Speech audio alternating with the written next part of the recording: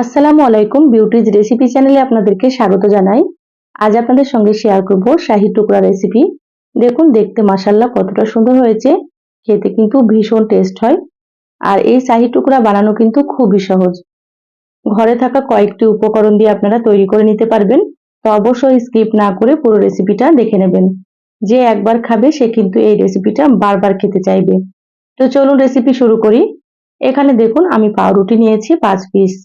তো এখানে আমি 5 পিস পাউরুটি দিয়ে তৈরি করব, আপনারা কিন্তু আপনাদের পরিমাণ মতো নিয়ে নেবেন। এবার এখানে দেখুন 1 পিস পাউরুটি নিয়ে নিয়েছি। ছুরি দিয়ে এভাবে করে সাইডগুলোকে কেটে নিচ্ছি। এভাবে সাইডগুলোকে একটু কেটে নিলে কিন্তু রেসিপিটা খুবই সুন্দর হবে।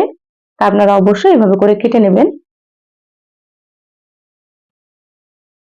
দেখুন এই পাউরুটিটা কাটা হয়ে গিয়েছে। এবার আমি এভাবে করে কোনাকুনি করে কেটে নিচ্ছি। দেখে আপনারা হয়তো বুঝতে পারছেন আমি কিভাবে পাউরুটিটা কেটে নিচ্ছি। আপনারাও কিন্তু এইভাবেই কেটে নেবেন। তো সবগুলো একইভাবে কেটে নেব। তো যারা ভিডিওটি ইউটিউব চ্যানেল থেকে নতুন দেখছেন, প্লিজ চ্যানেলটা সাবস্ক্রাইব করে সাথেই থাকবেন। আর যারা ফেসবুক পেজ থেকে ভিডিওটি দেখছেন, একটা লাইক দিয়ে পেজটা ফলো করে রাখবেন। তাতে করে আমি যখনই ভিডিও আপলোড করব আপনারা সবার প্রথমে নোটিফিকেশন পেয়ে যাবেন।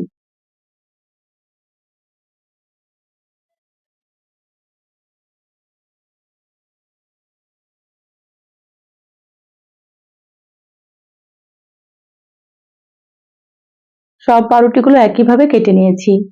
এবার এখানে দেখুন সাইডের অংশগুলো রেখে দিচ্ছি। এগুলো ফেলে দেবো না, ব্রেড ক্রাম্বস তৈরি করে নেব।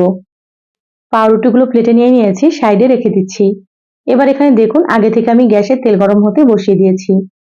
তেল খুব ভালোভাবে গরম করে নিতে হবে। দেখুন তেল খুব ভালো মতো গরম করে নিয়েছি। এবার গ্যাসের আঁচটা মিডিয়ামে করে দিলাম। মিডিয়ামে রেখে পাউরুটিগুলো ভালোভাবে ভেজে নেব। তেল যদি গরম না হয় তাহলে কিন্তু পাউরুটিতে অনেকটাই তেল টানবে। আপনারা কিন্তু হাই হিটে তেল খুব ভালোভাবে গরম করে নেবেন। এখানে আমি সয়াবিন তেল গরম করে নিয়েছি। দেখুন এক পাশ লালচে হয়ে গিয়েছে, উল্টে নিচ্ছি।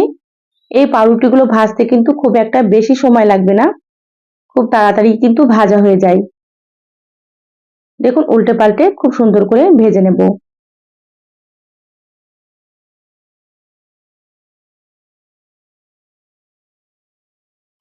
এই পাউরুটিগুলো ভাজা হয়ে গিয়েছে, এবার আমি তুলে নিচ্ছি।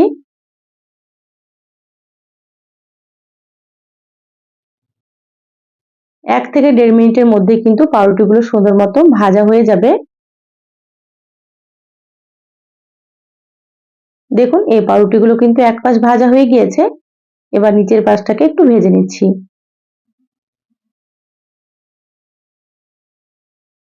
আপনারা কিন্তু অবশ্যই পাউরুটি ভাজার সময় খেয়াল রাখবেন গ্যাসের আঁচ যেন কোনো মতেই লো আঁচে না থাকে। লো আঁচে থাকলে কিন্তু পাউরুটিতে অনেকটাই তেল টানবে।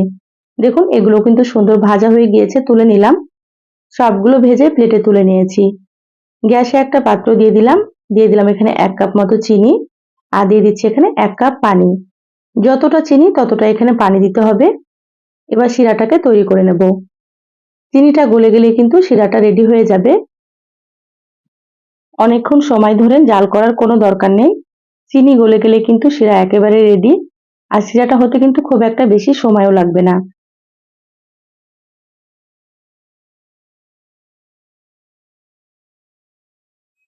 দেখুন খুব ভালো মতো ফুটে গিয়েছে শিরাটা। আর চিনিও খুব সুন্দর গলে গিয়েছে। শিরাটা একেবারে রেডি হয়ে গিয়েছে। এবার আমি গ্যাস বন্ধ করে দিচ্ছি। গ্যাস বন্ধ করে শিরাটাকে একটু ঠান্ডা করে নিতে হবে। তো ঠান্ডা হওয়ার জন্য আমি সাইডে রেখে দিচ্ছি। এবার আমি গ্যাস বন্ধ করে দিলাম। এখানে দেখুন একটা কড়াই নিয়েছি, এখনো কিন্তু গ্যাসটা জ্বালানো নাই। এবার দিয়ে দিচ্ছি 1.5 কাপ মতো দুধ। আমি এখানে লিকুইড দুধ দিয়ে দিচ্ছি, আপনারা চাইলে গুঁড়ো দুধ পানিতে গুলিয়ে তারপরেও কিন্তু এখানে নিতে পারেন। তো এখানে আমি দুধটাকে আগে থেকে একটু জাল করে ঘন করে নিয়েছি। এবার দিয়ে দিলাম এখানে 2টো এলাচ। এলাচ দিলে কিন্তু ফ্লেভারটা খুবই ভালো লাগে। এবার আমি এখানে দিয়ে দিচ্ছি 5 টেবিল চামচ মতো চিনি। 5 টেবিল চামচ চিনি দিলে কিন্তু মিষ্টি একেবারে ঠিকঠাক হয়ে যাবে। যারা খুবই মিষ্টি খেতে পছন্দ করেন তারা এখানে আরো 2 টেবিল চামচ মতো চিনি বাড়িয়ে দিতে পারেন। এবার আমি এখানে দিয়ে দিলাম 1 টেবিল চামচ মতো কাস্টার্ড পাউডার।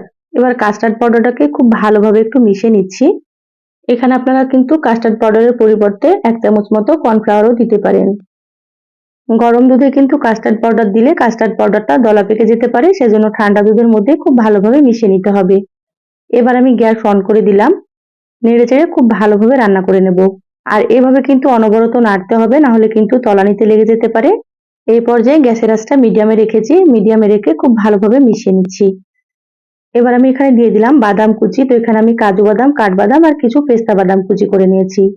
বাদাম দিলে কিন্তু খেতে অনেক বেশি ভালো লাগবে, তা আপনারা চাইলে এখানে যে কোনো বাদাম দিতে পারেন। আস্তে আস্তে এভাবে নাড়তে নাড়তে দেখবেন অনেকটাই কিন্তু ঘন হয়ে যাবে। দেখুন আস্তে আস্তে কতটা পরিমাণে ঘন হয়ে গিয়েছে। এটা একটু ঘন করে রান্না করে নিতে হবে, আর এইভাবে অনবরত নাড়তে হবে।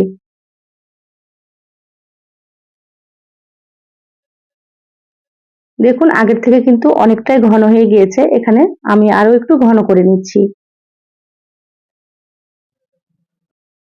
এই কাস্টার্ড রান্নাটা হতে কিন্তু খুব একটা বেশি সময় লাগবে না, প্রায় 3 থেকে 4 মিনিটের মধ্যেই কিন্তু হয়ে যাবে। দেখুন অনেকটা পরিমাণে ঘন হয়ে গিয়েছে, গ্যাস বন্ধ করে দিলাম। এটা ঠান্ডা হওয়ার পরে কিন্তু আরো একটু ঘন হয়ে যাবে। তো ঠান্ডা হতে সাইডে রেখে দিলাম। এবার এখানে দেখুন শিরাটা নিয়ে নিয়েছি, একটা পাউরুটি দিয়ে দিলাম, তারপরে এভাবে করে উল্টে পাল্টে নিচ্ছি।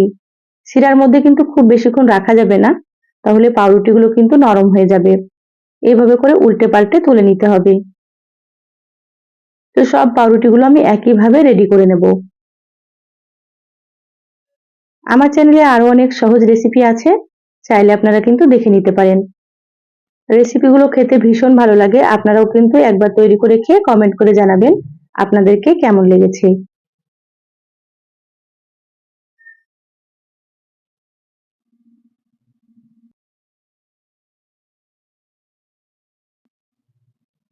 দেখুন সবগুলো একইভাবে রেডি করে নিয়েছি, আর এটা প্লেটে এভাবে করে সাজিয়ে নিয়েছি।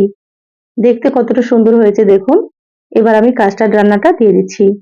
তো কাস্টার্ড রান্নাটাও কিন্তু হালকা ঠান্ডা হয়ে গিয়েছে, এভাবে হালকা একটু ঠান্ডা করে নিয়ে দিয়ে দিতে হবে।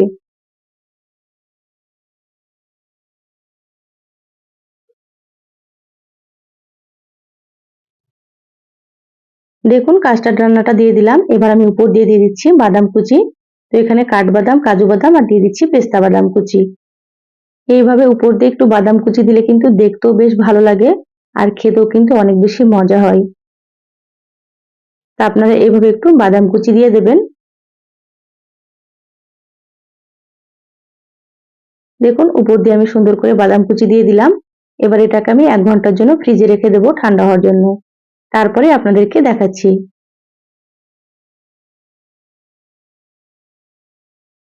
1 ঘন্টা ফ্রিজে রেখেছিলাম, ফ্রিজ থেকে বের করে নিয়েছি। আর দেখুন দেখতে কতটা লোভনীয় হয়েছে, খেতেও কিন্তু ভীষণই টেস্ট হয়। তা আপনারা ঘরে থাকা পাউরুটি দিয়ে একবার এইভাবে তৈরি করে খেয়ে দেখবেন। ছোট বাচ্চারাও কিন্তু ভীষণ পছন্দ করবে এই রেসিপিটা। সহজ রেসিপিটা কেমন লাগলো চ্যানেলের কমেন্ট বক্সে জানাবেন। ভালো লাগলে লাইক দিয়ে ভিডিওটা শেয়ার করে দিবেন। সবাই ভালো থাকবেন, সুস্থ থাকবেন। ধন্যবাদ সবাইকে। আল্লাহ হাফেজ।